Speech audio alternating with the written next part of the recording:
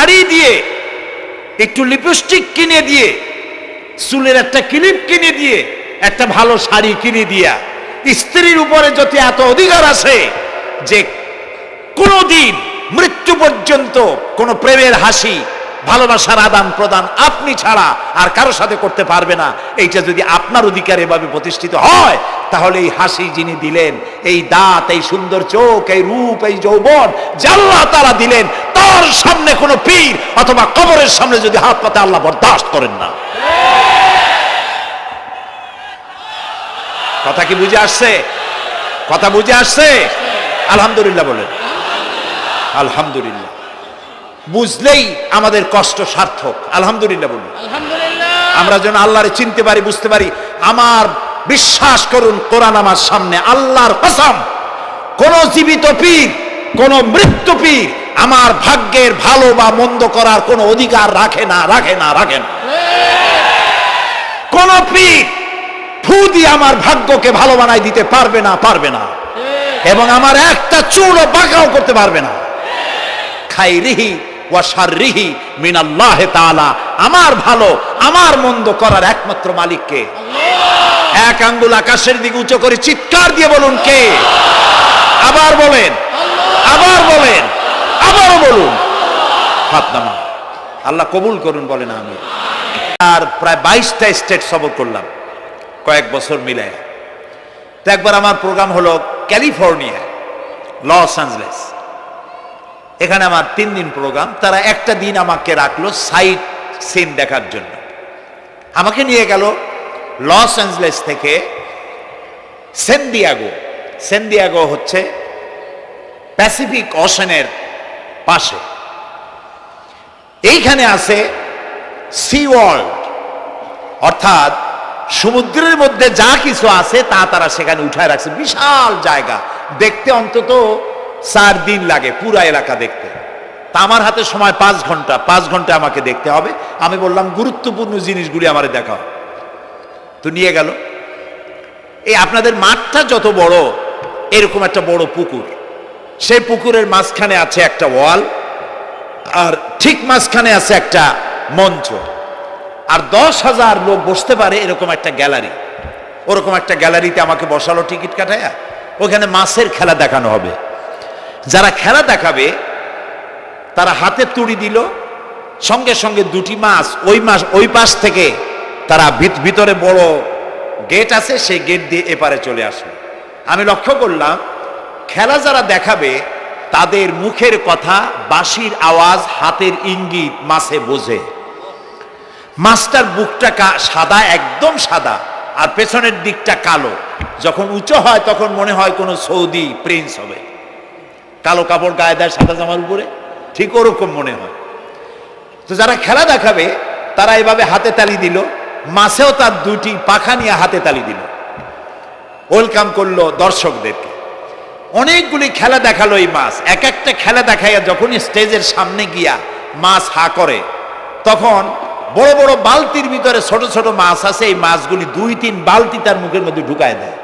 আমার কাছে মনে হলো ওর গ্রাসটা এত বড় যে আমার মতো 12-14 জন বা 15-20 জন যদি ঢুকায়, তাহলে মাছে মনে করবে যে কোনো সেলাপুটি ঢুকছে, এর থেকে বেশি কিছু মনে করবে না। এত বড় মাছ, শ্যামু ফিশ বলা হয় ওটাকে। এরপরে দেখলাম তিমি মাছ, নীল জাতীয় তিমি, যে তিমিগুলি খুব কম পাওয়া যায় মহাসমুদ্রে, এগুলি থাকে। এক একটা নীল তিমির ওজন 5,000 টন পর্যন্ত হতে পারে। এর যে বাচ্চা হয় সে বাচ্চার দুধ খায়। তিমি হচ্ছে স্তন্যপায়ী প্রাণী। যে বাচ্চা হইল যেদিন হয় সেদিন থেকেই বাচ্চার 50 থেকে 60 মণ দুধ লাগে। কে খাওয়ায়? সুবহানাল্লাহ। দুনিয়ার কোনো গভর্নমেন্ট খাওয়ায় না।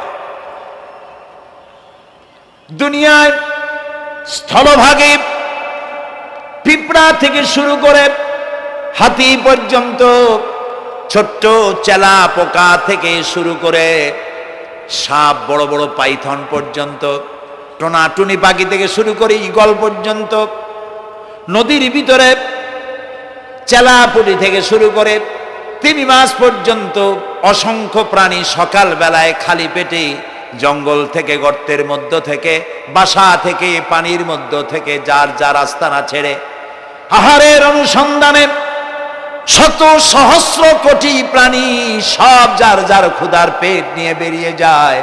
আল্লাহ রাব্বুল আলামিন বলেন, সন্ধ্যা হতে না হতে সবগুলির পেট ভরাইয়া যার যার বাসায় আমি ভিড়াইয়া দেই। ইন্নাল্লাহা হুয়ার রাজ্জাকু যুল কুওয়াতিল মাতিন। খেতে দেওয়ার মালিক কে? সেই আল্লাহর এই গুণকে, এই গুণাবলীকে বিশ্বাস করতে হবে। খেতে দেওয়ার মালিক তিনি কেবলমাত্র। সন্তান হয় না, দেওয়ার মালিক কে? বলেন জোরে। হাসাবার মালিক কে? কাঁদাবার মালিক কে? সুখ দেওয়ার মালিক কে? দুঃখ থেকে উদ্ধার করার মালিক কে? হায়াতের মালিক কে? মওতের মালিক কে? ফাআলুন লিমা ইউরিদ। যা খুশি তাই তিনি করতে পারেন। সুবহানাল্লাহ বলেন। কোন? কাফ আর নুন, দুটি অক্ষর। যখন যা ইচ্ছে করে হয়ে যায়। আল্লাহর এই গুণকে বিশ্বাস করলে মানুষ শিরক থেকে বাঁচতে পারবে। মাজার মুখী হবে না মুসলমান, মসজিদ মুখী হবে তখন। আজ আমার মুসলমান একদিকে নামাজও পড়ে আর একদিকে মাজারের কাছে গিয়ে দুর্বল হয়ে যায়। আছে না? আছে কি না? মাজারগুলির কাছে গিয়ে সাহায্য কামনা করে। আমার নিজের চোখে দেখেছি মাজারে গিয়ে কিভাবে সেজদা দেয় কবরকে। বলেন নাউযুবিল্লাহ। আল্লাহ ছাড়া কাউকে রুকু সেজদা করা যায় না। যা চাবার আল্লাহর কাছে চাইতে হবে। ওয়াইজা সাআলতা ফাসআলিল্লাহ ওয়াইজা ইসতাআনতা ফাসতাইন বিল্লাহ। যা কিছু চাওয়ার আল্লাহর কাছে চাও, যা কিছু বলার আল্লাহকে বলো। সব কিছু করার মালিক তিনি। সুবহানাল্লাহ বলেন। এই জন্য মাজারের সাথে মুসলমানদের সম্পর্ক হবে না, মুসলমানদের সম্পর্ক হবে মসজিদের সাথে। কিসের সাথে? বলেন জোরে। আপনি কোন অসুবিধায় পড়েছেন,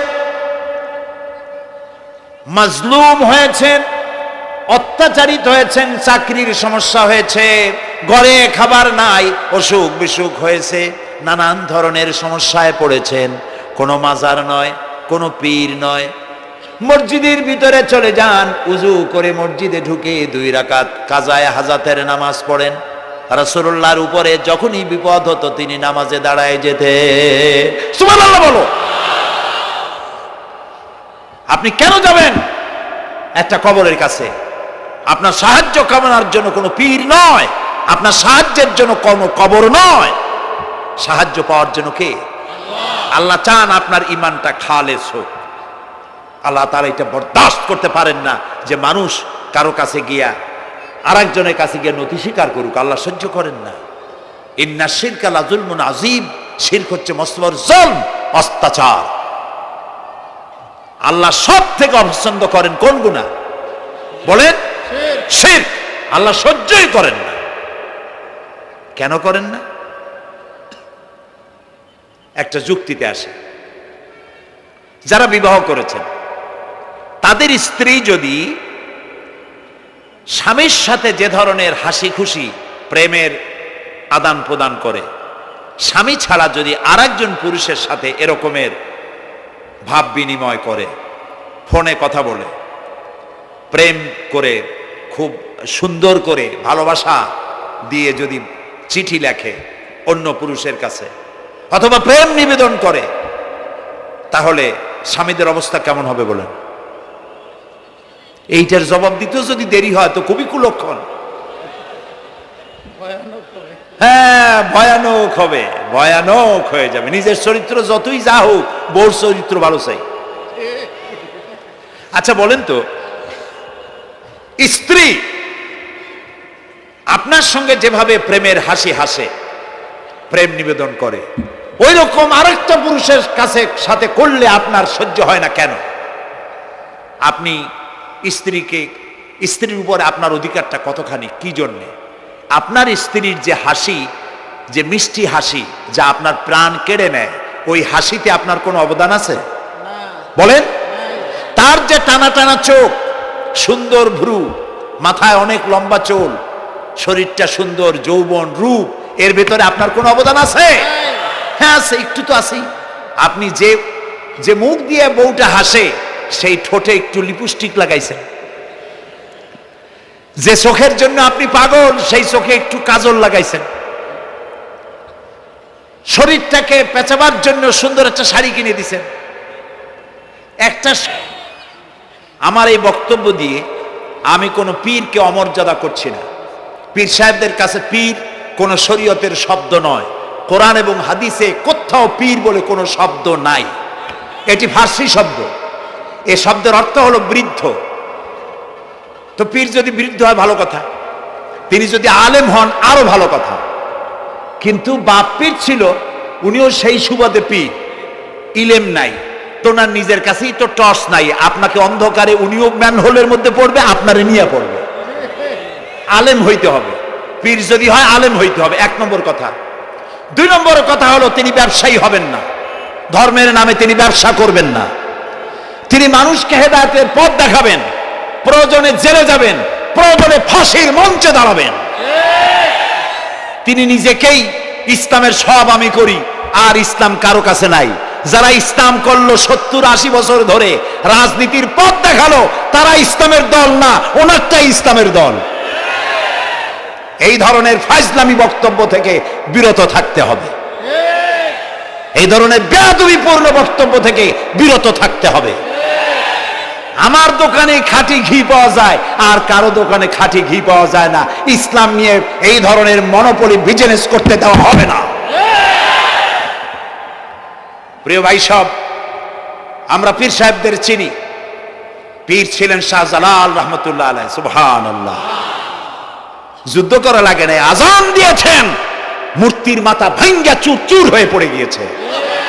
গৌর গোবিন্দ পলায়া কুল পায় নাই। লোকেরা যায় তার মাজারে গিয়ে গজাল মাছ জিয়ারত করে আসে, কিন্তু তরবারিটা দেখে আসে না। দোধারি তরবারি এখনো আছে, সুবহানাল্লাহ বলেন। পীর ছিলেন হযরতে বাহাউদ্দিন নকশবন্দি, মুজাদ্দিদ আল ফিসানি রহমতুল্লাহ আলাইহি, বড় পীর আব্দুল কাদের জিলানী রহমতুল্লাহ আলাইহি, খাজা মঈনুদ্দিন চিশতি রহমতুল্লাহ আলাইহি, খানজাহান আলী রহমতুল্লাহ আলাইহি। কত ওলিউল্লাহর মাজার দিয়ে আমার দেশ ভরা, আলহামদুলিল্লাহ কর। আরে একদিকে মানুষকে মুরিদ বানায়া মুরিদের টাকা দিয়ে নিজেদের পকেট ভরেন নাই। ওনারা এরকম করতেন না, এইরকম করতেন। আর রাসূলুল্লাহ বলেছেন এই রকমের হাতের মর্যাদা নাই, এই হাতের মর্যাদা। আমি পীর দেখছিলাম, বাইতুল শরীফের পীর হযরত শাহ আব্দুল জব্বার সাহেব, আল্লাহ তাআলা জান্নাতুল ফেরদাউসের মেহমান বানায়। এই বাংলাদেশে শত শত মসজিদ, মাদ্রাসার এতিমখানা তৈরি করে গেছেন, সুবহানাল্লাহ। বৃষ্টির মৌসুমে চট্টগ্রামের বাড়ি তার, 14 বছর মাদ্রাসায় ওয়াজিদিয়া চট্টগ্রামে 14 বছর বুখারী শরীফ পড়িয়েছেন। কি মানের আলেম, খালি পীর না। মুরিদরা যত টাকা দিত, এই টাকা দিয়ে বড় বড় মাদ্রাসা মসজিদ করেছেন। আর বৃষ্টির সময় সাথী সঙ্গী নিয়ে বস্তি এলাকায় যেতেন, পলিথিন দিয়া ছাওয়া, বাচ্চা আর তার স্বামী নিয়ে কাতরায় এক কোনায় বসে আছে, খাবার নাই, চাউল নাই, অসুস্থ, তাদের চাউল দিয়ে আসতেন, তাদের রান্না করার শাকসবজি দিয়ে আসতেন, ওষুধ দিয়ে আসতেন, হাড়ি পাতিল দিয়ে আসতেন। বন্যা হলে, তুফান হলে টাকা উজাড় করে যা মুরিদরা দিত সবগুলি উজাড় করে মানুষের খেদমত করতেন, সুবহানাল্লাহ। কাজী যারা জামায় অনেকগুলো পকেট সমানে নিতে থাকে আর ভরতে থাকে এইভাবে করে, এই ব্যবসায়ীদেরকে পরিত্যাগ করতে হবে। পীর হচ্ছে ওই সমস্ত লোক যারা নাকি ধর্মের নামে ব্যবসা করে না, বরং আল্লাহর দ্বীনকে প্রতিষ্ঠা করার জন্য কথা বলে। প্রিয় ভাই সব, আমাদের জেহেন সাফ করতে হবে, পরিষ্কার করে বুঝতে হবে আমার ভালো আমার মন্দ কে করতে পারেন? সম্রাট শাহজাহান নাম শুনেছেন? কোথার বাদশা বলেন? দিল্লির সম্রাট। সম্রাট শাহজাহান, পৃথিবী জোড়া নাম তার। কবি বলছেন, শাহনে জাহাं को जिन्हें फख्र से देते थे बाज, वाज कब्र में है सूरह अलहम्दु की मोहताज। যে শাহজাহানকে কর দিয়া ট্যাক্স দিতে পারলে জনগণ নিজেদেরকে গৌরবান্বিত বলে মনে করত, সেই শাহজাহান কবরে শুয়ে আছে, সূরা ফাতিহার মুহতাজ হয়ে আছে, সুবহানাল্লাহ। যদি কেউ আমার কবরের কাছ থেকে হাইটে যাইতো আর একটু সূরা ইখলাস পড়ে সবরেসানি করতো, আমি কিছু পাইতাম। আহারে, এই এতিম ফকির হয়ে শুয়ে আছে। এক ফকির দিল্লি ঘুরতেছে, একজন বলছে, ভাই তোমারে তো খয়রাত করে দেখতেছি আমি সেই ছোটবেলা থেকে, খালি তুমি খয়রাত করো। একটা জিনিস আপনারা মনে রাখবেন, গরিব, আজকে যারা গরিব পরিশ্রমের মধ্য দিয়ে কালকে তারা ধনী হতে পারে, কিন্তু যারা ভিক্ষুক, যারা ভিক্ষা করে, জিন্দেগিতে কোনোদিন তারা বড় হতে পারবে না। ভিক্ষা করা যাদের অভ্যাস, জীবনেও বাড়ি করতে পারবে না, জীবনেও ধনী হইতে পারবে না, কিন্তু গরিব ধনী হইতে পারবে। কারণ হলো আল্লাহর কাছে দুইটা বৈধ জিনিস অত্যন্ত ঘৃণিত। কয়টা? একটা হলো তালাক, আর একটা হলো ভিক্ষাবৃত্তি, মানুষের কাছে চাওয়া। আল্লাহ পছন্দ করেন না। তো ভিক্ষুক ঘুরতেছে, একটা লোক বলল, মিয়া তোমার তো সারা জীবনই খরচ করতে দেখি। খরচ করবো না, করবো কি? যার কাছে যাই সে দেয় 4 আনা 2 আনা 1 টাকা, এর বেশি তো দেয় না। তেদি আমি কেমনে বড় লোক হবো? কয় যে তুমি বাদশারে চোখে দেখো না, বাদশারে চোখে দেখো না। কয় বাদশার কাছে কি আমার মতো লোক যাইতে পারে নাকি? কল না, যাইতে হবে, যাও। বাদশা একবার যাবা, এমন দেওয়া দেবে জীবনে আর তোমার খরচ করা লাগবে না। পাতি শিয়ালের পিছনে ঘুরে তো লাভ নাই। পাতি শিয়ালে খায় মুরগি, তোমার একটা ঠ্যাং দেবে, দাঁতের খেলালের কাজ হবে না। বাঘের পিছনে ঘোরো, বাঘে খায় গরু আর হরিণ, একটা রান দিলে তুমি 1 সপ্তাহ খাইতে পারবে। কাজে ঘুরতে গিয়েও বোঝা উচিত কার সাথে ঘুরো। তো বলছে বাদশার কাছে যাও। তো বাদশারে পাবো কই? কই তো দেখলাম কেবল মসজিদে ঢুকলো। তারপরে ফকির গিয়ে দাঁড়ায় আছে বারান্দায়, দেখে যে উনি বাদশা ভেতরে বসে হাত তুলে আছে ভাবে, আর চোখ দিয়ে পানি পড়ে দাড়ি ভিজে ভিজে পড়তেছে। নামাজ শেষ করে, মোনাজাত শেষ করে বাদশা বেরিয়েছেন। কোন বাদশা? শাহজাহান। বাইরে আসার পর ফকির বলল, আসসালামু আলাইকুম বলে ফকির রওনা করছে। বাদশা বলে, দাঁড়াও, তুমি যে রওনা করলা, তোমার তো ভিক্ষুক মনে হয়, আর লোকেরা যারা ভিক্ষুক না তারাও তো আমার কাছে চায়, আর তুমি তো ভিক্ষুক, চাইলে না কেন কিছু? ভিক্ষুক বলে, জাহাপানা, আমি কিছু চাইতে এসেছিলাম আপনার কাছে, কিন্তু আপনার করুণ অবস্থা দেখে আমার জ্ঞানের চোখ খুলে গিয়েছে। আমি দেখতে পেলাম আমি যার কাছে চাইতে এসেছি, আমি তো কান্দি না, হাতও বাতি নাই। যার কাছে চাইতে আসতাম দিল্লির সম্রাট, আবার কোন সম্রাটের কাছে হাত পেতে ভিক্ষুকের মতো কি জানি চায়, আর চোখ দিয়া পানি পড়ে দাড়ি ভিজে ভিজে পড়ছে। আমার জ্ঞানের চোখ খুলে গেছে, দুনিয়ার বাদশার কাছে আর চাইবো না। বাদশা কান্দে যে বাদশার কাছে, তার কাছেই চাইব। প্রিয় ভাই সব, এই জন্যে জিহেন সাফ করে ফেলুন। দুনিয়ার কোনো মানুষের জন্য, মানুষের কাছে নয়, কোনো কবরে নয়, কোনো কারো কাছে নয়, আল্লাহ তাআলার কাছেই আমরা নামাজের মধ্যে ঘোষণা করেছি, ইয়্যাকা না'বুদু ওয়া ইয়্যাকা নাস্তাঈন। আল্লাহ তাআলা, তোমার একমাত্র ইবাদত করি, তোমার কাছেই সাহায্য চাই। কাজেই সাহায্য আল্লাহর কাছে। কার কাছে চাইবো বলে? আল্লাহ আমাদের ঈমান পোক্ত করে দিন। আমরা বলি আমিন, আমরা বলি আমিন। অসুখ বিসুখ হইলে পরে ধৈর্য ধরবেন। অনেক মানুষ আছে জ্বর হইলে কয় যে এত নামাজ পড়ি, খালি জ্বর আমারই হয়, এত রোজা রাখি, ভালো ভালো কাম করি, আমার ছেলের অসুখ মোটে সারি না। এই জাতীয় কথা বলবেন না। মোমেনের পায়ে যদি কাঁটাও ফোটে, সওয়াব থেকে খালি নাই। ধৈর্য ধরতে হবে। কাঁটা ফুটছে, বলেন ইন্না লিল্লাহ।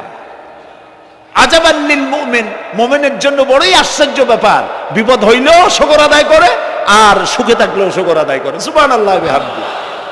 বিপদ আসলে সে বলে ইন্না লিল্লাহি, বলেন ইন্না লিল্লাহি ওয়া ইন্না ইলাইহি রাজিউন। আর যখন শান্তি আসে বলে আলহামদুলিল্লাহ। দুই অবস্থায় তার জন্য নিয়ামত আল্লাহর তরফ থেকে সে পায়, আলহামদুলিল্লাহ। প্রিয় ভাই সব, তো আল্লাহর উপর ঈমান আনার জন্য কয়টা শর্ত বলছি না? এই যে প্যাচ লেগে গেছে, কয় যে 3টা। আল্লাহর উপর ঈমান আনার জন্য শর্ত কয়টা? 4টা। 4টার বলছি কয়টা? 2টা। আরেকটা হচ্ছে আল্লাহর কুদরত, এ বিশ্বাস করা। আল্লাহর কুদরত মানে শক্তি। আল্লাহর কিছু বিশ্বাস করবেন, বলেন জোরে? শক্তি। আকাশ এবং জমিনের শক্তিশালী কে? কিন্তু আমার দেশের জনগণ, কিছু কিছু রাজনীতিবিদরা বলে জনগণই নাকি সকল ক্ষমতার সকল শক্তির উৎস। কি পাগল! তুমি ক্ষমতার উৎস? নাকের মধ্যে ময়লা, দাঁতে ছাতা, পেটের মধ্যে দুর্গন্ধ ভরা, ক্ষমতার উৎস? আশ্চর্য কথা। এই যে ক্ষমতার উৎস, হাজার হাজার লোক এখানে বসা, দুইটা ভাউয়া ব্যাংক যদি দুই কোণা দিয়ে ঢোকে, ভাউয়া ব্যাংক চেনেন? বিগ সাইজের ব্যাংক, দুইটা যদি দুই দিক দিয়ে ঢোকে লাফাইতে লাফাইতে, সামনে যারা আছে এমনি লাফাবে। অন্তত টঙ্গী তামিরুল মিল্লাত মাদ্রাসা ছাড়াইয়া তারপরে ফিরে তাকায় বলবে, ভাই আমরা দৌড়াই কেন? ব্যাংকের সামনে অসহায়, বল্লা ভীমরুলের সামনে অসহায়, সাপের সামনে, বিচ্ছুর সামনে অসহায়, তারা কয় সকল ক্ষমতার উৎস জনগণ। কপাল পোড়া! ক্ষমতার উৎস জনগণ নয়। এটা কোরআনের সাথে কন্ট্রাডিকশন হয়। এ কথায় আল্লাহ বলেছেন, আন্নাল কুওয়াতা লিল্লাহি জামিয়া। সকল ক্ষমতার উৎস কে? চিল্লায় বলো। ক্ষমতা কি দেখছেন? মাত্র 1.5 মিনিট। কয় মিনিট? মাত্র 1.5 মিনিট। আল্লাহ বলেছেন কোন? সাথে সাথে তামিলনাড়ু, মালয়েশিয়া, ইন্দোনেশিয়া, থাইল্যান্ড, মালদ্বীপ, শ্রীলঙ্কা, 2 লক্ষ লোক শেষ, 1 লক্ষের খোঁজ নাই। সমুদ্রের পানি 33 ফিট উঁচু হয়ে এসছে। সুবহানাল্লাহ কই ইচ্ছে করে না? বিজ্ঞানীরা বলেছেন ভারত মহাসাগরের তলদেশে ফাটল ধরেছে, ওর কয়েক কিলোমিটার নিচে ভূমিকম্পের উৎপত্তি হয়েছে। ভারত মহাসাগরের পানি 3 হাত না 4 হাত, কত কিলোমিটার আল্লাহ জানে। এই কয়েক কিলোমিটার নিচে যে মাটি, সেই মাটিরও কয়েক কিলোমিটার নিচে ভূমিকম্পের উৎপত্তি। এখান থেকে ভূমির কম্পন হয়েছে, সেই ভূমিকম্পে সমস্ত মহাসাগরের মধ্যে, ভারত মহাসাগরের মধ্যে জলকম্পন শুরু হয়েছে। পানির কম্পন, মাটির কম্পন একসাথে। 33 ফিট উঁচা, মানে 4 তলা বিল্ডিং এর মতো উঁচু হয়ে আসছে পানি। 4 তলা পরিমাণ উঁচু হয়ে পানি চলে আসছে।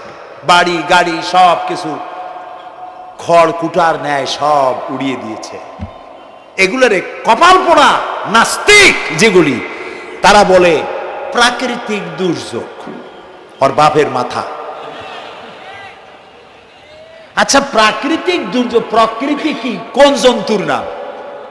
প্রকৃতি কোন জন্তু, জানোয়ারের নাম? প্রকৃতি নিজে চলে না কেউ তাকে চালায়? কে চালায়? কপাল পোড়া রাতা বুঝে না। বিশ্ববিদ্যালয়ের শিক্ষক হয়েছে তো, আল্লাহ দিয়ে আসি কোথায়? তবে সব খারাপ না, ভালো আছে আলহামদুলিল্লাহ। কিছু আছে কপাল পোড়া। বিশেষ করে শান্তিনিকেতনে যারা পড়াশোনা করে আসে, সাহিত্য চর্চা করে, এই সাহিত্য চর্চা করতে করতে এক পর্যায়ে কপাল পুড়ে যায়, আল্লাহরে চিনতে পারে না। সব চেনে, আল্লাহরে চেনে না। আল্লাহ এখন চিনাইতেছে ভালো করে। প্রিয় ভাই সব, কওমে আদ, কওমে সামুদ, এগুলিকে আল্লাহ তাআলা ধ্বংস করেছেন।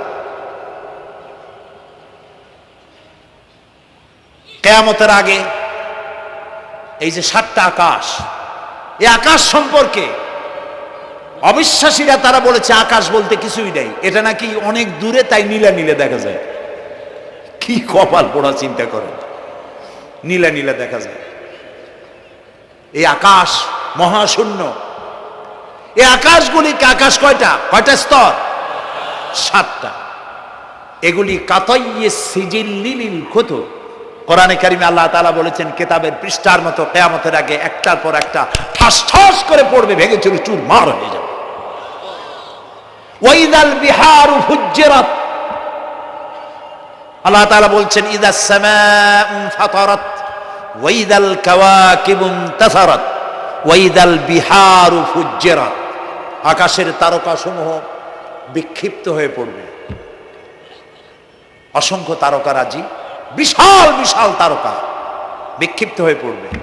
চন্দ্র সূর্য একটার সাথে আরেকটা ধাক্কা লেগে চাঁদ আর সূর্য আলো হারিয়ে ফেলবে, একাকার হয়ে যাবে।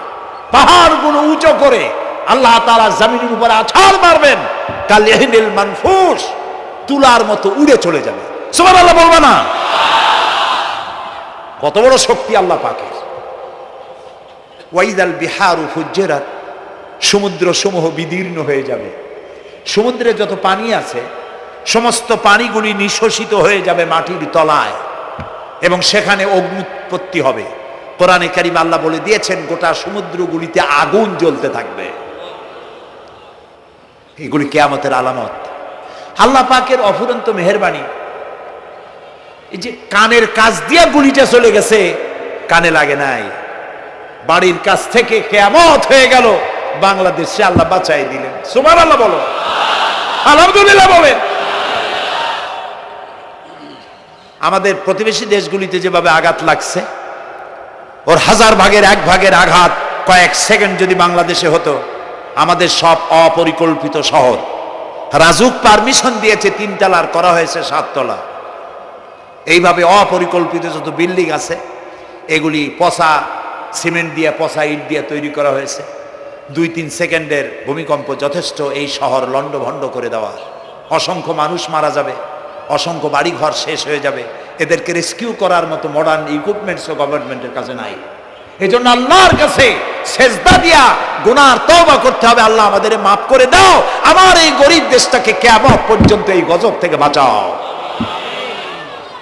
প্রিয় ভাই সব, আল্লাহ তাআলার ক্ষমতার ওয়াজ আমি আজ করতে পারবো না, অনেক লম্বা হয়ে যাবে। কারণ আমাকে 3টা পুঁজির কথা তো কমসে কম বলতেই হবে, অল্প করে হলেও। শুনবেন তো? আল্লাহ তৌফিক দিক, বলেন আমিন। তো আল্লাহ তাআলার ক্ষমতায় বিশ্বাস করা, তার প্রচন্ড ক্ষমতা, যা খুশি তাই বলেন করতে পারেন। মরাকে জিন্দাকে মারতে পারেন, মরুভূমিতে ফুল ফুটাতে পারেন। সুবহানাল্লাহ, যা খুশি তাই করতে পারেন। এই শক্তি সহকারে আল্লাহকে বিশ্বাস করতে হবে। 4 নম্বরে আল্লাহর হুকুম এবং হাকাম, আদেশ নিষেধ। আমি আল্লাহরে বিশ্বাস করি, এই কথার কোনো দাম নাই যদি তার আদেশ না মানি। এই কথার কোনো দাম নাই যদি তার নিষেধকে আমি আমার জীবনে প্রত্যাহার না করে চলতে পারি। মুসলমান বলে দাবি করার কোনো মূল্য নেই। একদিকে নামাজ পড়ি, আর একদিকে ওজনে কম দেয়, খাদ্যে ভেজাল দেয়, বেপরদা করি, মিথ্যা কথা বলা হয়, ওজনে কম দেয়, খাদ্যে ভেজাল দেয়, জমিনের আইল ঠালে আমানতের খেয়ানত করে, আল্লাহর হুকুম মানা হলো না, রসুলের আদেশ মানা হলো না। আল্লাহর উপর ঈমান আনার জন্য 4র্থ শর্ত হচ্ছে আল্লাহ যা বলেছেন মাথা নত করে মেনে নিতে হবে, বলতে হবে সামি'না ওয়া আতা'না। বলেন সামি'না ওয়া আতা'না, শুনলাম আর মেনে নিলাম। বলেন তো জোরে, শুনলাম আর মেনে নিলাম। সুবহানাল্লাহ বলেন। মুমিনেরা এই প্রশ্নই করবে না মদ হারাম কেন, মুমিনেরা এই প্রশ্নই করবে না জুয়া হারাম কেন, মুমিনেরা এই প্রশ্নই করবে না জেনা হারাম কেন। একটাই জবাব, মদ হারাম কেন? আল্লাহ হারাম করেছেন তাই হারাম। জেনা হারাম কেন? আমার আল্লাহ হারাম করেছেন তাই হারাম। জুয়া হারাম কেন? আমার আল্লাহ হারাম করেছেন তাই হারাম। কোনো যুক্তি নাই। যুক্তির, আল্লাহর নিষিদ্ধ জিনিসে যুক্তি তালাশ করে কেবলমাত্র শয়তান। আল্লাহর আদেশ নিষেধের যুক্তি তালাশ করে কে? শয়তান।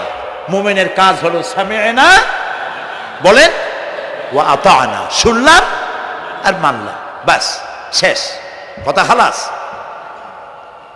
এই গেল 4টি শর্ত পুরো হয়ে গেল। এই 4টি শর্ত যদি পূরণ করতে পারি তাহলে আল্লাহরে বিশ্বাস করছি এটা প্রমাণিত হবে, এটা জাস্টিফাই হবে, এটা সত্যতা প্রমাণ হবে যদি আল্লাহ হুকুম মতো। 1 নম্বরে হলো, আমি আবার কথাটা প্যাকেট করে দিই যাতে করে আপনারা বাড়ি নিয়ে যাইতে পারেন। আল্লাহর উপরে ঈমান এনেছি, এই কথাটাকে কমপ্লিট করার জন্য শর্ত কয়টা? 4টা। 1 নম্বরে আল্লাহর অস্তিত্বে বিশ্বাস, বলেন আল্লাহর অস্তিত্বে বিশ্বাস। 2 নম্বরে আল্লাহর গুণাবলীতে বিশ্বাস। 3 নম্বরে আল্লাহর ক্ষমতায় বিশ্বাস। 4 নম্বরে আল্লাহর আদেশ এবং নিষেধে বিশ্বাস, মান্য করে চলা। আল্লাহ যেন এই তৌফিক আমাদের দেয়, বলেন আমিন। আল্লাহ রাব্বুল আলামিন দুনিয়ায় শান্তি, আখিরাতে জাহান্নাম থেকে মুক্তি দেওয়ার জন্য আল্লাহ পাক আমাদেরকে একটা ব্যবসার কথা বলেছেন। ওই ব্যবসায় পুঁজি কয়টা? বলেন। 3টা পুঁজি। বলছি কয়টা? দেখেন যে কেমনি প্যাঁচ লাগে।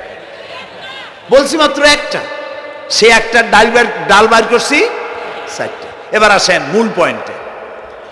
এবার দ্বিতীয় পয়েন্ট, রসুলের প্রতি ঈমান। আমরা তো রসুলের প্রতি ঈমান আনছি কিনা বলেন? রসুলের প্রতি ঈমান এনেছি।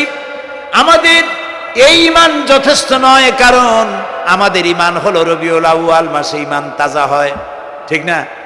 ঠিক না?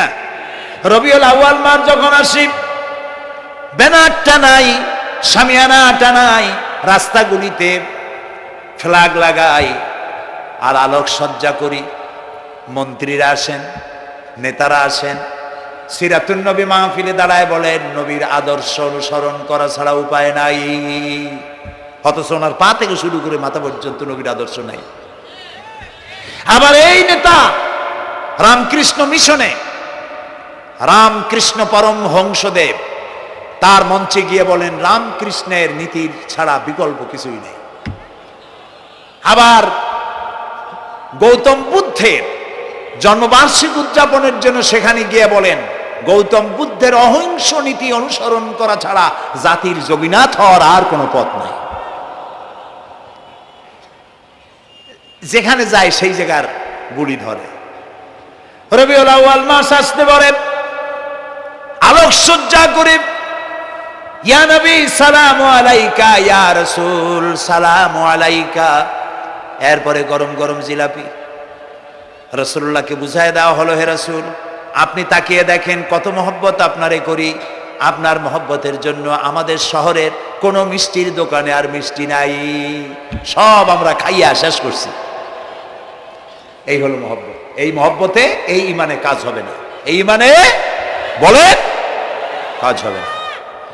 কোন ঈমানে কাজ হবে? রাসূলের প্রতি ঈমানের অর্থ কি? এর অর্থ হচ্ছে নবী করিম সাল্লাল্লাহু আলাইহি সাল্লাম আমাদের রাসূল, আমাদের নেতা।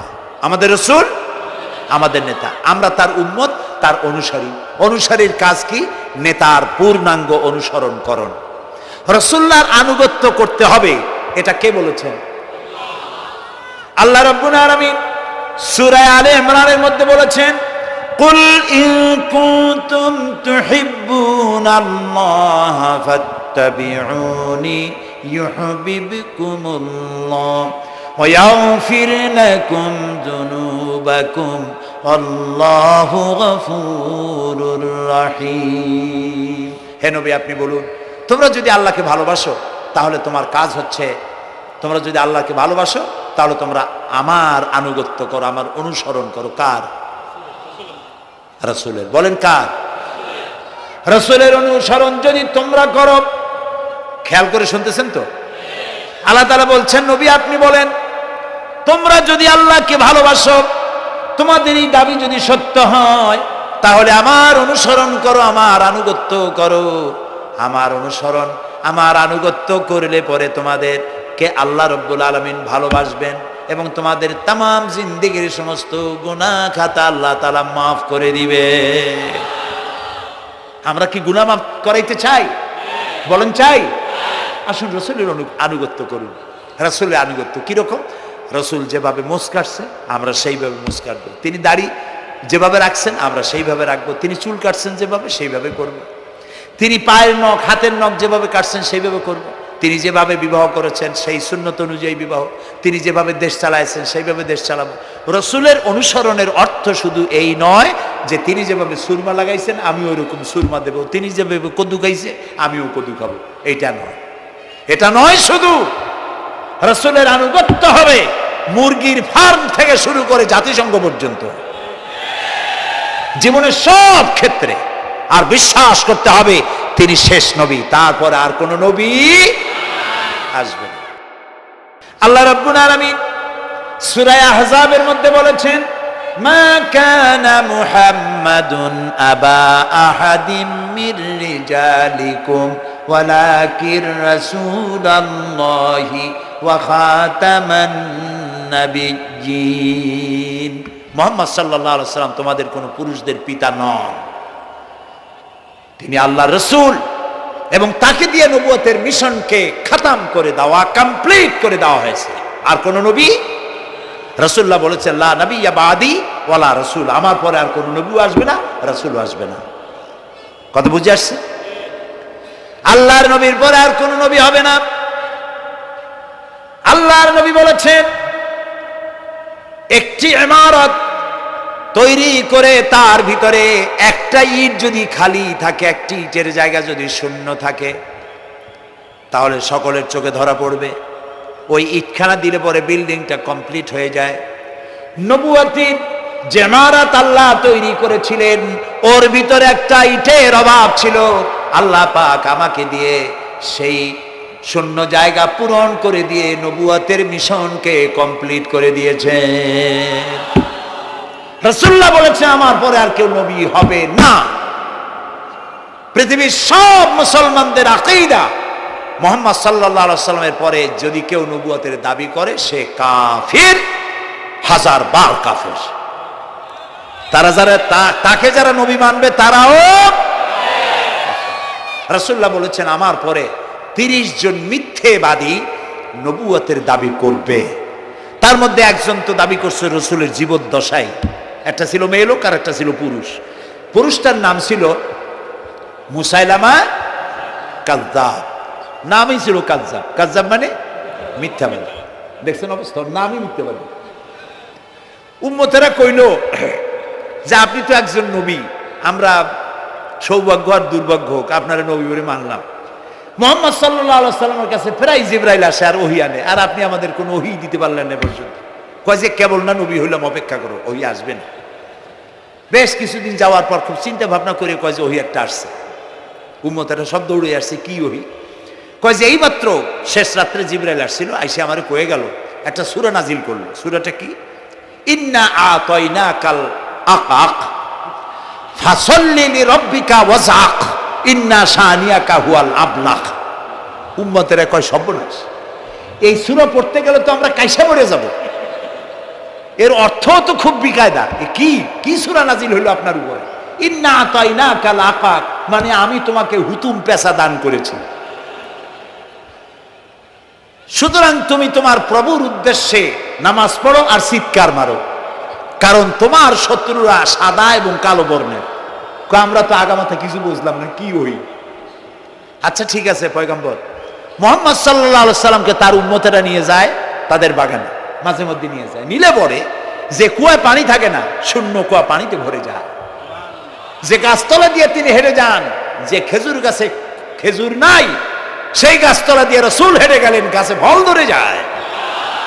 আপনি তো এরকম কিছু দেখাইতে পারেন না। তোমরা তো আমার নেও না, চলো না যাই। নিয়ে গেছে, যাইয়া দেখে যে কুয়ার পাড় দিয়ে যায়, যে কুয়ায় পানি থাকে তা থাকে না, শুকায় যায়। যে গাছ তলায় দিয়ে যায়, ওই গাছে খোরমা থাকলে সাথে সাথে খরমা ঝরে যায়। উম্মতের কয় কি একটা কপাল পড়া নবী পাইলাম বাগে। আল্লাহ তারে শেষ করছে দুনিয়া থেকে, জাহান্নামে চলে গেছে। সেই মহিলাটাও গেছে, সেও গেছে। রাসূলুল্লাহ বলেছেন এইরকম 30 জন মিথ্যাবাদী নবুয়তের দাবি করবে কিয়ামতের আগ পর্যন্ত। গোলাম আহমদ কাদিয়ানী, এ হলো ইতিহাসে আমরা যদ্দ পাই, তার পর্যন্ত 28 জন হয়েছে। মুহাম্মদ সাল্লাল্লাহু আলাইহি সাল্লামের ইন্তেকালের পর ওকে নিয়ে হয়েছে 28 জন। কয়জন হইল? বাকি আছে কয়জন? তাই বলে কিয়ামত যে এই 2 জন হইলি আগামী বছর বা 5-6 বছর মধ্যে কিয়ামত হবে, ওইটা চিন্তা করেন না। এই পৃথিবীতে একটা লোক আল্লাহ শব্দ উচ্চারণ করার যদি থাকে, কিয়ামত সে পর্যন্ত হবে না। সুবহানাল্লাহ। সুতরাং বহুত দেরি আছে কিয়ামতে। তবে ওর মতো আরো শয়তান 2 জন আসবে। গোলাম আহমদ কাদিয়ানী বলল, আমি পয়গম্বর, আমি নবী, আমার উপরে ওহী আসে। তো তার সঙ্গে ওই যুগের বড় আলেম মাওলানা আতাউল্লাহ শাহ বুখারী রহমতুল্লাহ আলাইহি, তিনি বললেন, আচ্ছা তুমি যে নবুয়তের দাবি করো, এই শক্তি তুমি পাও কই? কয় যে আমার শক্তি তো কোরআন, কোরআনের মধ্যেই আছে আমার কথা। কোথায়? কয় সূরা সফের মধ্যে আছে, ইয়াতি মিন বাদি ইসমুহু আহমদ। ঈসা আলাইহিস সালাম আমার ব্যাপারে ফোরকাস্ট করেছেন, ভবিষ্যৎবাণী দিয়েছেন যে আমার পরে একজন আসবে, তার নাম হবে আহমদ। আমি তো সেই আহমদ। মাওলানা বুখারী বলছেন, বেকুব, ঈসা আলাইহিস সালাম যার কথা বলেছেন তার নাম, ঈসা আলাইহিস সালাম যার কথা বলেছেন তার নাম হলো ফকাত আহমদ, আর তোমার নাম হলো গোলাম আহমদ। তাহলে এতে করে বোঝা যায় ঈসা আলাইহিস সালাম যার কথা বলেছেন তুমি সেই আহমদের গোলাম। তো তুমি নবুয়তের দাবি করো কেন? গোলাম আহমদ কয় যে হুজুর, আমার নামের আগে গোলাম বৈশা একটু সমস্যা হয়েছে, ঠিক, তো গোলামটারে যদি বাদ দেই তাহলে তার আপনি আপত্তি করতে পারেন না আমি আহমদ থাকি আর আপনি আমার উম্মত হয়ে যান। আমি আমার কথা ঈসা আলাইহিস সালাম বলেছেন। মাওলানা বুখারী বলছেন, দেখো তোমার ফতোয়া অনুযায়ী তুমি বলছো নামের প্রথম অংশ বাদ দিয়া শেষের অংশ নিয়ে তোমার উপর ঈমান আনতে, তাহলে আমি আমার নাম আতা আল্লাহ, তোমার ফতোয়া অনুযায়ী আমার নামের প্রথম অংশ বাদ দিলাম, আতা গেছে, থাকছে আল্লাহ। আর আল্লাহ হয়ে বলছি তোর মতো গাধারে আমি নবুয়ত দেই নেই। এরপর এই শয়তানের মউত হলো কোথায় বলেন? কোথায়? পায়খানার ভিতরে। এই কাদিয়ানীরা, গোলাম আহমদ কাদিয়ানী কাফের, ওরে যারা নবী বলে মানে তারাও কাফের। প্রিয় ভাই সব, পৃথিবীর 48টি মুসলিম দেশ কাদিয়ানীদেরকে নন মুসলিম মাইনরিটি হিসেবে ঘোষণা দিয়েছে রাষ্ট্রীয়ভাবে। সৌদি গভর্নমেন্ট আইন পাশ করেছে কিয়ামত পর্যন্ত কাদিয়ানীরা মক্কা মদিনায় প্রবেশ করতে পারবে না। বিগত 100 বছরের ভিতরে কোনো কাদিয়ানী মক্কা মদিনায় ঢুকতে পারে নাই। আজকে বাংলাদেশে খতমে নবুয়তের আন্দোলন নতুন কিছু নয়, দীর্ঘদিন থেকেই উপমহাদেশে খতমে নবুয়তের আন্দোলন চলছে। এই আন্দোলন চলবে যতদিন পর্যন্ত সরকারের পক্ষ থেকে তাদেরকে নন মুসলিম মাইনরিটি ঘোষণা না করা হচ্ছে, আন্দোলন চলবেই। এদের লাশ রাস্তায় ফেলায় দিবা আর 14 কোটি মুসলমান তাকিয়ে তাকিয়ে দেখবে, তা বিশ্বাস করো না। খতমে নবুয়তের আন্দোলন যারা করেন, এই জাতির 14 কোটি মুসলমানের সমর্থন তাদের পেছনে রয়েছে। কাজী তাদের ব্যাপারে উচ্চবাচ্য কথা বলতে গিয়ে ব্যারিস্টার হন, আইনজীবী হন, যেই হন, খতমে নবুয়তের আন্দোলন যারা করে তাদের ব্যাপারে কথা বলতে গিয়ে মুখ সামনে কথা বলবেন। এদেশের মানুষ শহীদ হয়ে যাবে, কাদিয়ানীদেরকে বরদাস্ত করবে না। আমাদের দেশে হিন্দু, থামুন, আমাদের দেশে হিন্দু, খ্রিস্টান, বৌদ্ধ আমাদের দেশের নাগরিক অধিকার ভোগ করে না? আমাদের সমান নাগরিক অধিকার তারা ভোগ করে। কাদিয়ানীরাও হিন্দু খ্রিস্টানদের মতো নন মুসলিম মাইনরিটি হিসেবে এদেশে বসবাস করে নাগরিক সুবিধা ভোগ করবেন, কোনো অসুবিধা নাই। কিন্তু আপনি মুসলমান বলে দাবি করবেন না, শেষ নবী মানবেন না, আমরা এই ব্যাপারে কিয়ামত পর্যন্ত আপোষ করব না। কেবলমাত্র মূর্খ, দালাল, হারামখোর তারা এই কাদিয়ানীদের পক্ষ অবলম্বন করতে পারে, ইমানদারেরা পারে না।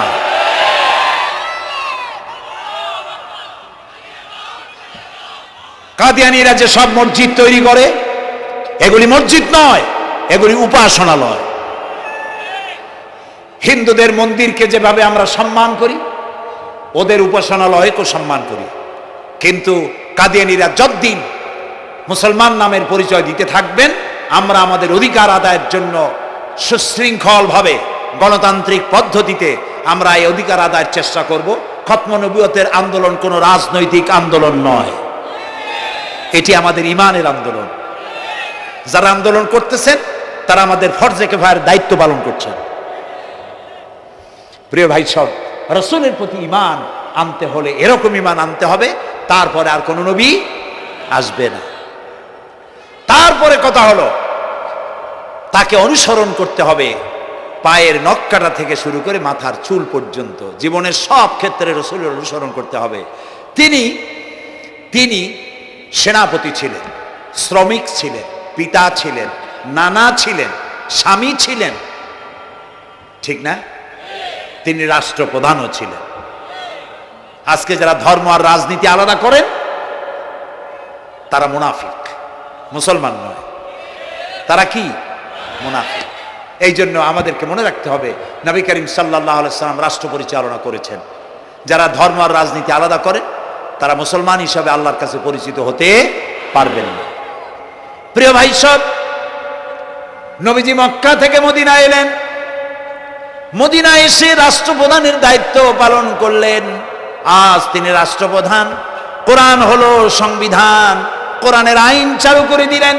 চুরি বন্ধ হলো, ডাকাতি বন্ধ হলো, জেনা ব্যভিচার বন্ধ হয়ে গেল, মানুষ দরজা খুলে ঘুমাবার সুযোগ পেল।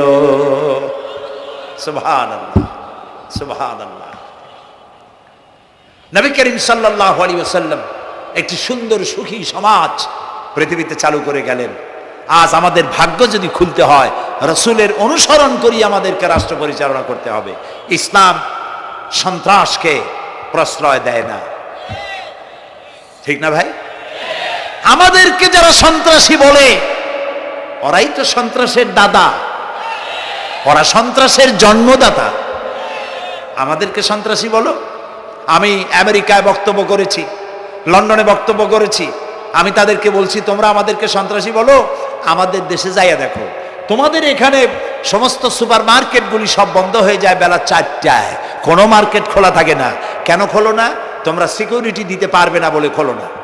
চুরি হবে, ডাকাতি হবে, লুটপাট হবে, এই জন্য বিকেলেই সব বন্ধ হয়ে যায়, রাতে কোনো দোকান খোলা থাকে না। তো যাও তো আমাদের দেশে, আমাদের তো সন্ত্রাসী বলো, গরিব দেশ।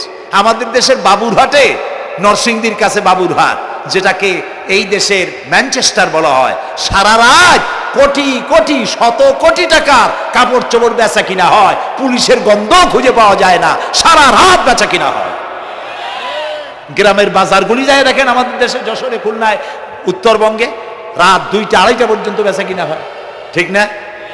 এই যে আমাদের দেশে আল্লাহর মেহেরবানি, এবারে যে ঈদের সময় ঈদ আর পূজা একসাথে হইল, মুসলমান মেয়েরা, হিন্দু মেয়েরা সোনা দানা গলায় পরিয়া, হাতে পরিয়া, তারপরে বাজারঘাট ঈদের কেনাকাটা, পূজার কেনাকাটা করছে, কোনো অসুবিধা হয় নাই, ঠিক না?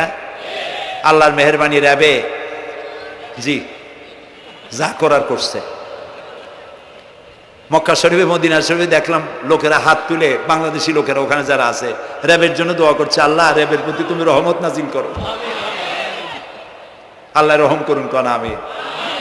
দেশের যতটা অসুবিধা হয়েছিল তার থেকে অনেক গুণ জ্ঞান হয়ে গেছে, আলহামদুলিল্লাহ, আলহামদুলিল্লাহ। প্রিয় ভাই সব, এই যে আল্লাহ রাব্বুল আলামিন মুসলমানদেরকে পৃথিবীর মধ্যে সব থেকে বেশি শান্তি প্রিয় করেছেন, কোন আলহামদুলিল্লাহ। তোমরা আমার মক্কা যাইয়া দেখো, মক্কা মদিনায় যাইয়া দেখো, আমাদের কেউ সন্ত্রাসী? মক্কা মদিনায় লক্ষ লক্ষ মানুষ, এই যে সব চলে গেছে, এখন কোথায় গেছে? সারা পৃথিবী থেকে মানুষের এখন ছুটছে ছুটছে, পৌঁছে গেছে, আর পথে আছে, প্লেনে আছে, নদীতে আছে, গাড়িতে আছে। সুবহানাল্লাহ, লক্ষ লক্ষ মানুষ চলে গেছে, সবার একই ড্রেস, একই গন্তব্য, একই স্লোগান, লাব্বাইক আল্লাহুম্মা লাব্বাইক। সব মানুষ চলে গেল। আমি 96-তে যখন পার্লামেন্টে আসলাম, প্রথম পার্লামেন্টে এক বক্তৃতার ভেতরে আমি বলেছিলাম যে আমাদের দেশে নেতা নেত্রীরা উমরা করে, হজ করে। আচ্ছা, আপনারা যাইয়া দেখেন কি, করেন কি, আনেন কি? যাইয়া একটু তোয়াব করিয়া আসার সময় আতর আর পাথর, সুরমার খুরমা পকেট ভরে নিয়ে আসেন, কিন্তু চোখে দেখেন না। আল্লাহ তাআলা বলছেন, আওয়ালাম ইয়ারাউ আন্না জাআলনা হারামান আমিনান, তোমরা কি দেখতে পাও না আমার এই হারামকে আমি কিভাবে নিরাপত্তার শহর বানিয়েছি? সুবহানাল্লাহ। রাত 2:30-3টার সময় চাঁদের মতো সুন্দরী যুবতী মেয়ে, একাকিনী, কোনো পুরুষ সঙ্গী ছাড়া, নিজের ডেরা, নিজের তাবু ফেলে কাবা শরীফের ভিতরে এসে গেল, লক্ষ লক্ষ পুরুষের মধ্য দিয়ে আল্লাহর ঘর তওয়াফ করলো, তাহাজ্জুদের নামাজ আদায় করলো, এরপরে দোয়া দুরুদ করে, কান্নাকাটি করে, মেয়ে লোকটি একাকী লক্ষ লক্ষ মানুষের মধ্য দিয়ে নিজের ঘরে ফিরে গেল। কোন পুরুষের একবার তার চেহারার দিকে নজর পড়েছে তো দ্বিতীয়বার তার রূপ উপভোগ করার মতো সাহস কারো মনের মধ্যে জাগে না। হাজার বছরের ইতিহাস, মক্কা থেকে, মদিনা থেকে, আরাফাত থেকে, মুজদালিফা থেকে, মিনা থেকে একটা নারী লাঞ্ছিতা হয়েছে, ধর্ষিতা হয়েছে, অপমানিতা হয়েছে, এর ইতিহাস নয়।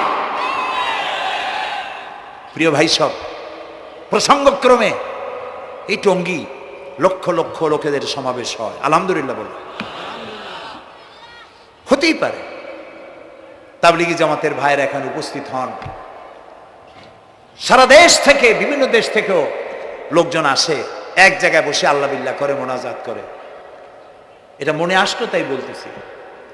কেউ কেউ এটাকে খুব বাড়াবাড়ি করেন।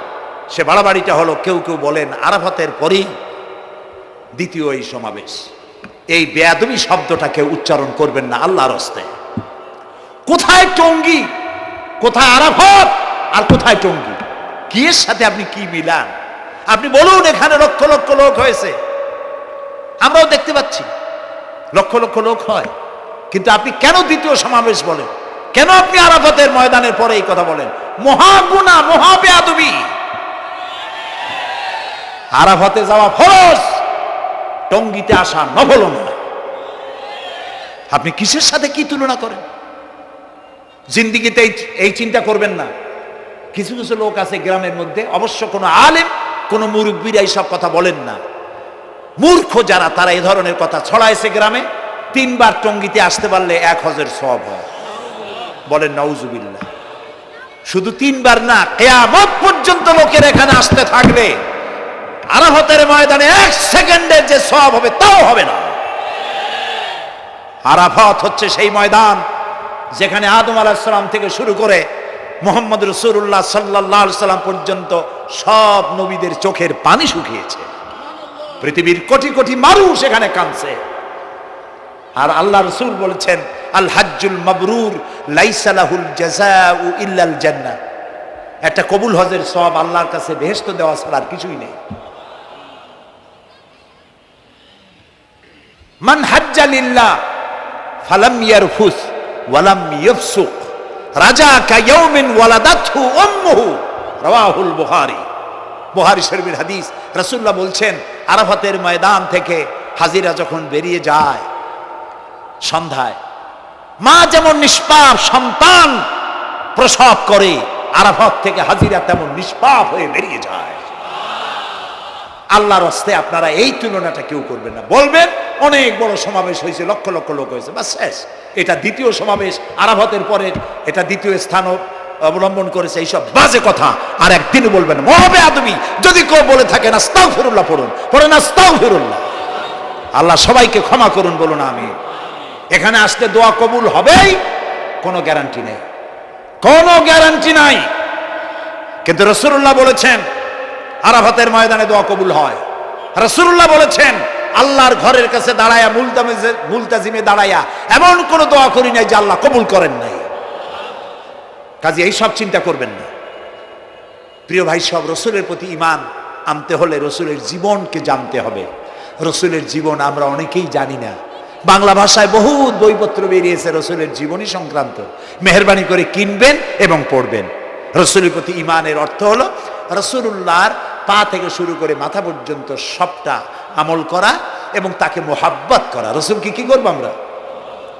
কি মোহাম্মদ সে ওয়াফা তূনে তু হাম তেরে হ্যাঁ, ये जहाँ चीज ही क्या लोह कलम तेरे हैं। মোহাম্মদ সাল্লাল্লাহু আলাইহি ওয়াসাল্লামের সঙ্গে যদি তুমি মহব্বতের কানেকশন জুড়িয়ে দিতে পারো, তার অনুসরণ আর অনুকরণ যদি করতে পারো, আকাশ আর জমিন তো দূরের কথা, লোহ কলম পর্যন্ত আল্লাহ তোমার জন্য করে দেবে। নবী করিম সাল্লাল্লাহু আলাইহি ওয়াসাল্লামের উপর ঈমান আনার অর্থ হলো তার অনুসরণ অনুকরণ করা। 3 নম্বরে ওয়াতুজাহিদুনা ফি সাবিলিল্লাহি বিআমওয়ালিকুম ওয়া আনফুসিকুম। আল্লাহর রাস্তায় লড়াই করো জান দিয়া আর মাল দিয়া। কি দিয়া কন্ত? জান দিয়া আর মাল দিয়া। আমরা কিন্তু বলি হুজুর আসি আপনার সাথে, আপনার পিছনে আসি, জানটা দিয়ে দেব। এই মানুষেরা খুব চালাক। আপনি জান দিলে তো মাল থেকে যাবে। আগে দেবেন কি? মাল, পরে দেবেন জান। মাল দিতে হবে, জান দিতে হবে আল্লাহর দ্বীন প্রতিষ্ঠার জন্য। রাসূলুল্লাহ জীবন দিয়ে, সাহাবায়ে কেরাম জীবন দিয়েছেন, রাসূলুল্লাহ রক্ত দিয়েছেন, দান মোবারক শহীদ হয়েছে। আমি দেখেছি ওহদের মাঠে, আমি ওহদে যখন সফর করেছি, আল্লাহ বহুবার নিয়েছেন আলহামদুলিল্লাহ। আমাকে সেখানকার একজন আলেম মদিনা, তিনি আমাকে নিয়ে গেলেন ওহদে বেশ কয়েক বছর আগে। ওহদে গিয়ে দেখলাম, আমাকে দেখালো যে নবী করিম সাল্লাল্লাহু আলাইহি ওয়াসাল্লামের যেখানে দান শহীদ হয়ে গিয়েছিল, দাঁত মুবারক শহীদ হয়েছে, রাসূলুল্লাহ বেহুশ হয়ে পড়ে গেছিলেন। তাকে হযরতে আবু বকর, হযরত ওমর, হযরত ওসমান, এই 3 জনে উঁচু করে নিরাপদ জায়গায় নেওয়ার জন্য দৌড়াচ্ছিলেন। পাহাড়ের উপরে যখন উঠতেছিলেন, ওই তিনজন রসুলকে ঘাড়ে করে নিয়ে উঠতেছেন, পাহাড় তখন কাঁপতেছিল, পাহাড় কাঁপতেছে, এত বড় কাঁপন উঠেছে পাহাড়ের। পাহাড় সেই এলাকা থেকে কাগজ কাটলে, কেচি দিয়ে কাগজ কাটলে যেমন রেজা রেজা হয়ে যায়, আমার নিজের চোখে আমি দেখলাম, তিনি আমাকে দেখালেন, এই সেই এলাকা যেখানে রসুলকে উঠানো হয়েছিল। পাহাড় আল্লাহর ভয়তে কাঁপতেছিল তরতর করে। সেই উঁচা জায়গা, একটা বিশ্রামের মতো জায়গা পাহাড়ের মধ্যে, সেইখানে তাকে নিয়ে যখন রসুলকে যখন শোয়ানো হচ্ছিল, পাহাড় কাঁপতেছে।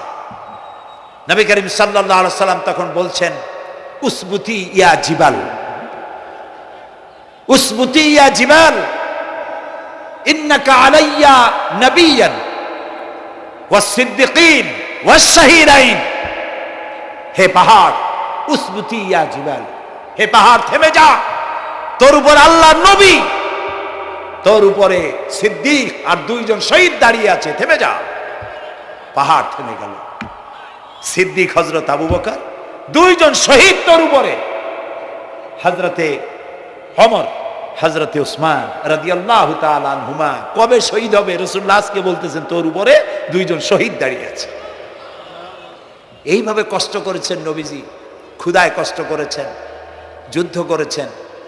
তবে সেই যুদ্ধ আক্রমণাত্মক ছিল না, ডিফেন্সিভ ছিল। আক্রমণকে প্রতিহত করার জন্য তিনি লড়েছেন।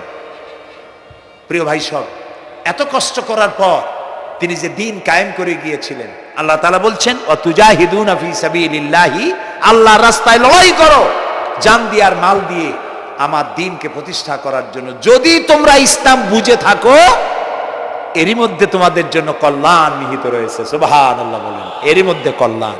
সুতরাং শুধু টুপি মাথায় দিয়ে নামাজ পড়লেই হবে না, নামাজও পড়তে হবে, আল্লাহর হুকুম হাকাম মানতে হবে, রোজাও রাখতে হবে, হজও করতে হবে, যাকাতও দিতে হবে, স্ত্রীকে পর্দায় রাখতে হবে, আমলে আখলাকে, সিরাতে সুরাতে, চলনে বলনে, ব্যবসায় বাণিজ্যে, বক্তৃতায়, রাজনীতি, অর্থনীতি, সমাজনীতি, সব জায়গায় আল্লাহ এবং রসুলের পূর্ণাঙ্গ আনুগত্য করার নামই হলো মুসলমান হয়ে যাওয়া। সুবহানাল্লাহ।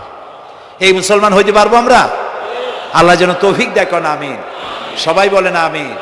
আমি এখন আপনাদের নিয়ে মোনাজাত করব। মোনাজাতের আদব বসা, দাঁড়ানো ভাইয়ের একটু বসেন। এই যত মানুষ দাঁড়ায় আছেন, মেহেরবানি করে একটু বসেন। আমি কিন্তু একবারও বলিনি আপনারা বসেন। দাঁড়ানো ভাইরা মেহেরবানি করে বসেন, মোনাজাত করব আপনাদেরই নিয়ে।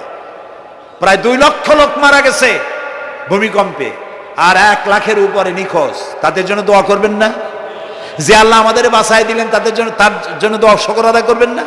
সুতরাং বসেন, বসতে বলছি, দাঁড়াতে বলিনি। মোনাজাতের জন্য সবাই বসেন, আর একটু জোরে সরে জিকির করেন, লা ইলাহা লা ইলাহা।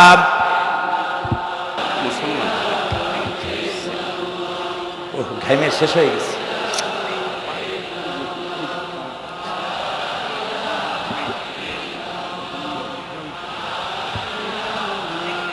বয়স কত?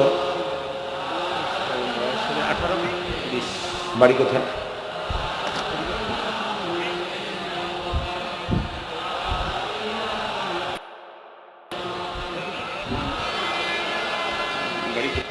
একটু জোরে, লা ইলাহা।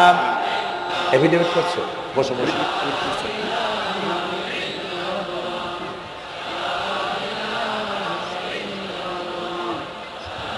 আচ্ছা, আমি তো মোনাজাতের কথা বলছি। মোনাজাত থুয়ে যদি কেউ হাঁটে, তো এটা একটা বড় বদকিসমতির ব্যাপার। এত মানুষ একসাথে আল্লাহর কাছে মোনাজাতের লোক কিভাবে সামলান? কেমনে হাঁটেন? এক যুবক ইসলাম কবুল করার জন্য আসছে, টঙ্গিতেই থাকো।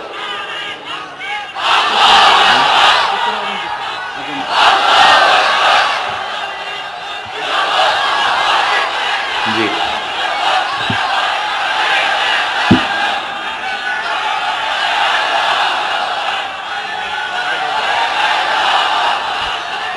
এই ছেলেটি বাড়ি হলো বগুড়ায়, থাকে উত্তরায়। এই ছেলের বাপের নাম শ্রী সুধীর চন্দ্র সরকার, আর তার নাম হলো চঞ্চল কুমার সরকার। বর্তমান নাম পছন্দ করেছে বশির উদ্দিন। বলো লা ইলাহা। ইল্লাল্লাহু ইল্লাল্লাহু মুহাম্মাদুর মুহাম্মাদুর রাসূলুল্লাহ। রাসূলুল্লাহ।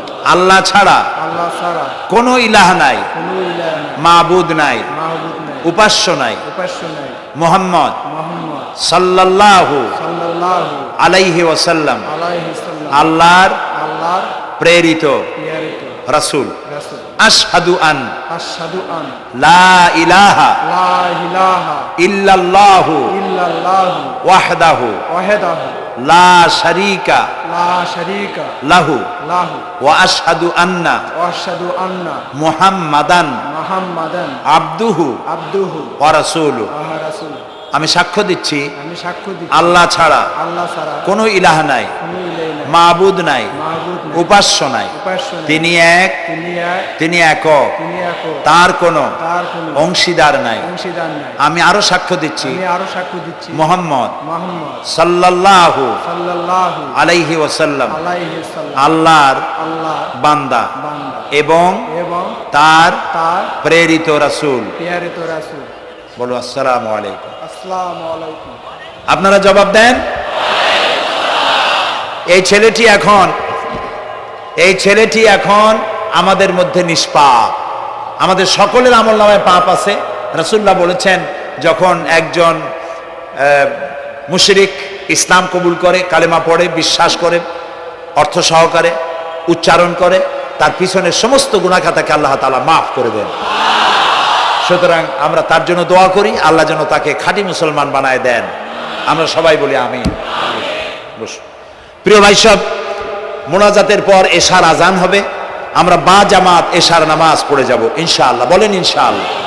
এত বড় জামাত আমরা কোথাও পাবো না, এবং জীবনে আরেকটা জামাত এরকম পাবো তার কোনো নিশ্চয়তাও নাই। ঠিক না ভাই? নামাজ আমরা আদায় করে যাব 5 ওয়াক্ত।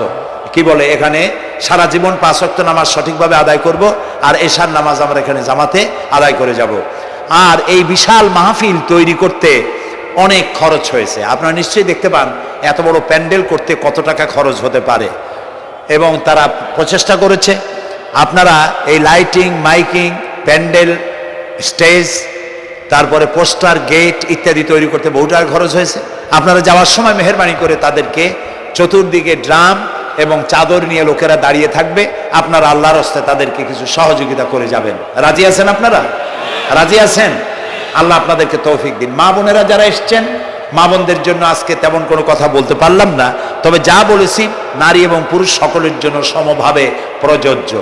আপনাদের জন্য একটু বেশি করতে হবে। এই রাসূলুল্লাহ বলেছেন, আল মারআতু ইজা সাল্লাত খামসাহা ওয়া সামাত শাহরাহা ওয়া আতাআত বালাহা ওয়া আহসানাত ফারজাহা। রাসূলুল্লাহ বলেছেন, যেসব মহিলারা 5 ওয়াক্ত নামাজ সঠিকভাবে আদায় করে, রমজান মোবারকের রোজা রাখে, সতীত্বের হেফাজত করে, স্বামীর আনুগত্য করে চলে, কিয়ামতের দিন ওই সব মহিলারা আল্লাহর জান্নাতের যে দরজা দিয়া খুশি সেই দরজা দিয়া জান্নাতে প্রবেশ করতে পারবে। সুতরাং আপনারা এই কথাগুলি মেনে চলুন, আল্লাহ আপনাদেরকে তৌফিক দিন। আমি মোনাজাত করব এখনই, আপনারা যাওয়ার সময় সকলে সহযোগিতা করে যাবেন। আর নামাজের জন্য একটি বই আছে, চরিত্র গঠনে নামাজের অবদান। আমরা যে নামাজ পড়ি অনেক সময় নামাজ হয় না। রাসূলুল্লাহ বলেছেন, সাল্লু কামা রাআইতুমুনি উসাল্লি। নামাজ পড়ো সেইভাবে যেভাবে আমাকে নামাজ পড়তে দেখো। জীবনের শ্রেষ্ঠ ইবাদত নামাজ, তাই যদি সঠিক না হলো তাহলে পণ্ডশ্রম হয়ে যাবে। এই জন্য নামাজ কিভাবে মানুষের চরিত্রে অবদান রাখে, আর নামাজটা কেমনে পড়তে হবে, রাসূলুল্লাহ কিভাবে পড়েছিলেন, সেটি আমার এই বইটিতে লেখা আছে। এটি চরিত্র গঠনের নামাজের অবদান। এখানে লাইব্রেরি আসছে, কোথায় আপনারা খুঁজে বের করে সেটা নিয়ে যাবেন। আর একটি হলো সূরা লোকমান। সূরা লোকমানের 2টা রুকুর তাফসীর করেছিলাম আমি চট্টগ্রামে, মাত্র 2 রুকুর তাফসীর। এই 2 রুকুর তাফসীর 5 দিনে শোনার পর 48 জন হিন্দু, বৌদ্ধ, মুসলমান হয়ে গিয়েছিল। যাকাত সম্পর্কে, মা বাপের অধিকার সম্পর্কে হযরতে লোকমান তার সন্তানকে যে নসিহত করেছে, সেই নসিহত 9টা নসিহত ছিল। ওই নসিহতগুলি আল্লাহর এত পছন্দ হয়েছে যে আল্লাহ তাআলা নিজে লোকমানের নসিহত কোরআন শরীফ উঠায় দিয়েছে। সুবহানাল্লাহ। সুতরাং আমার সন্তানদের ভালো করার জন্য এই নসিহতগুলি দরকার। এটির নাম যারা ক্যাসেট থেকে উদ্ধার করেছে, নাম হলো তাফসিরে সাঈদী লোকমান, সূরা লোকমান। এ পর্যন্ত 4টা তাফসির বেরিয়েছে। তাফসিরে সাইদি নামে, যেগুলি আমি তাফসির করেছি চট্টগ্রামে, সেগুলি এসব বই ওখানে পাওয়া যাবে। এই বইগুলি আপনারা লাইব্রেরি থেকে, এখানে মোবাইল লাইব্রেরি এসছে ঢাকা শহর থেকে, সন্ধান করে আপনারা নিয়ে যাবেন। আল্লাহ তাআলা আপনাদেরকে তৌফিক দান করুন। যাওয়ার সময় মাহফিলকে সাহায্য করে যাবেন, আর নামাজে সালাতুল এশা আদায় করে যাবেন। আল্লাহুম্মা আমিন।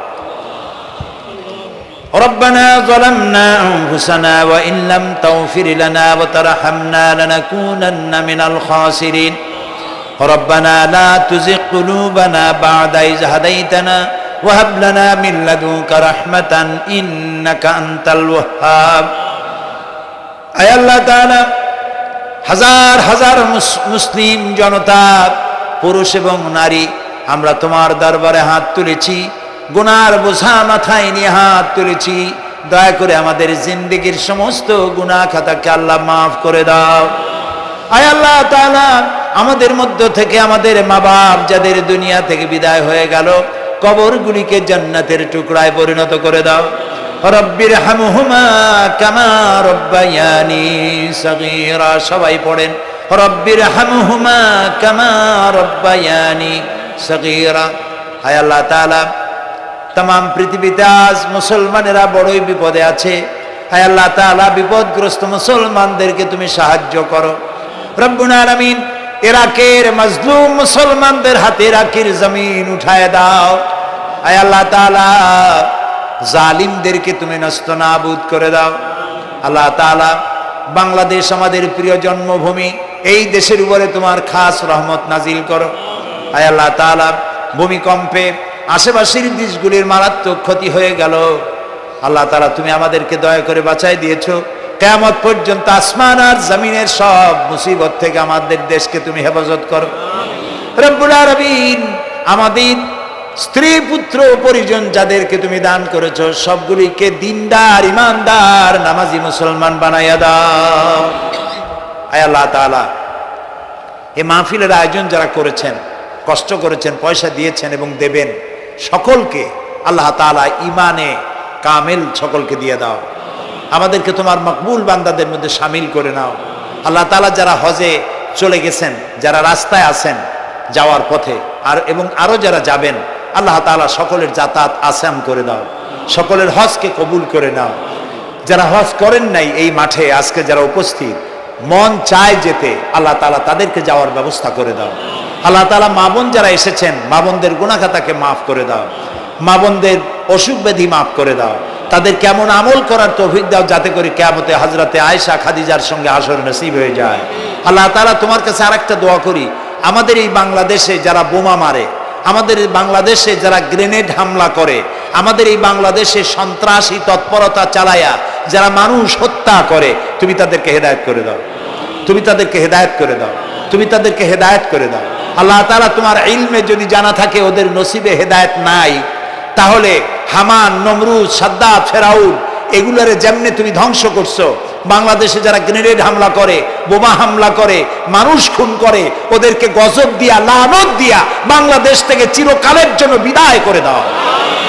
যারা বাংলাদেশে নৈরাজ্য সৃষ্টি করে, আল্লাহ তাদেরকে গজব দিয়া বিদায় করে দাও। হয় তারা হেদায়েত হোক, না হয় শয়তানদের হাত থেকে আমাদের দেশকে আল্লাহ তুমি রক্ষা করো রব্বুল আলামিন। টঙ্গী বিরাট শ্রমিক এরিয়া, আল্লাহ তাআলা শ্রমিকদের স্বাস্থ্য ভালো রাখো, তাদের সকলকে নামাজ আদায় করার তৌফিক দাও। আল্লাহ তাআলা, তাদের অভাব অভিযোগ দূর করে দাও। চারদলীয় ঐক্য জোটের এই সরকারকে ইসলামের পক্ষে থাকার কাজ করার তৌফিক দান করে দাও। যত ওয়াদা নির্বাচনের আগে করেছিল, সবগুলি ওয়াদা অক্ষরে অক্ষরে পালন করার তৌফিক দিয়ে দাও। আমি কয়েক সেকেন্ড আপনাদের জন্য ছেড়ে দিলাম। মাথা নিচু করে, চক্ষু বন্ধ করে, যার যা চাওয়ার দরকার আল্লাহর কাছে চান। এই বিশাল মাহফিলে আল্লাহ তাআলা দোয়া কবুল করবেন ইনশাআল্লাহ।